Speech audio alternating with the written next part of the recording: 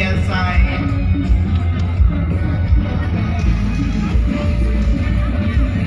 ขอเสียงตะมือดังให้กับหมายเลข7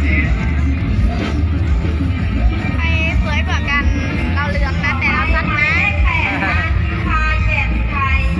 เข้าลาวกำลังศึกษาอยู่ที่มัธยมเร็วนะคะอายุ15 ปีส่วนสูง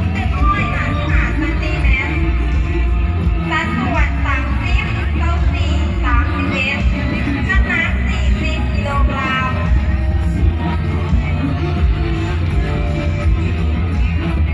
Number 8 Miss พิมพาแก่นไทย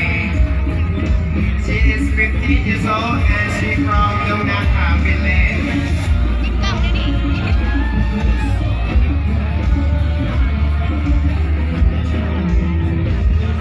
จุดก้อนไม่ได้ให้แล้วก็มาแจ้งขอเสียงตะมือดังอีกครั้งให้กับหมายเลข8อันนี้ก็เบิ่งเลยนึง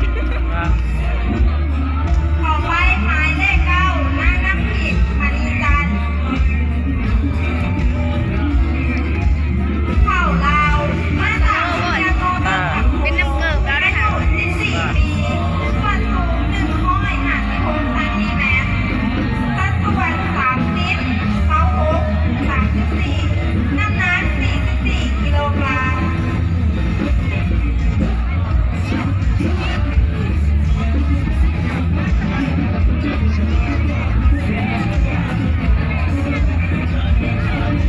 Number 9 Miss นาคิมมาริจัน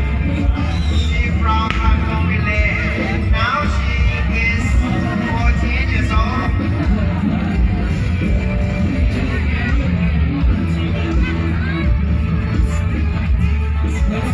นี่เราเดินเป็นเด่นดูน้ำหลังเก่ง เต้ยเดี๋ยวเนาะไม่นะ เดินเป็นเลย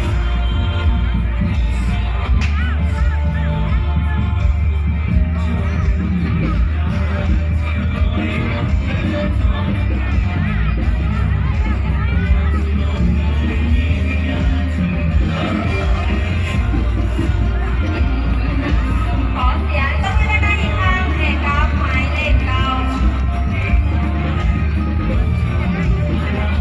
ลำดับต่อไปหมายเลข10นางจันทรพรพงษ์จันทร์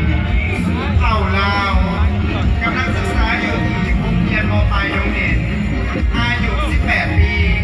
ส่วนสูง162 เซนติเมตรสัดส่วน32 34น้ำหนัก48 กิโลกรัม ก็ไอ้วันแปด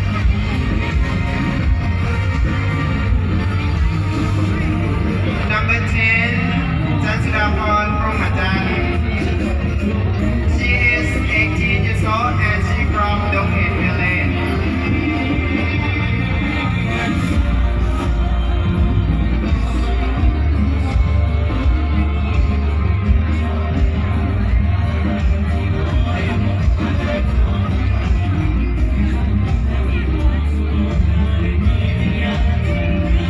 ขอเสียงตะมือดังให้กับหมายเลข10ราคาเสียอะไร กองเสียง ขอเสียงตะมือดังให้กับสาวงามกลุ่มที่2 เจ้าไว้ฮะ นะนี่กะเอาเธอละตอนเธอละหาคนเดียวอัดยาวบนดูเบิ่งปานนั้นโล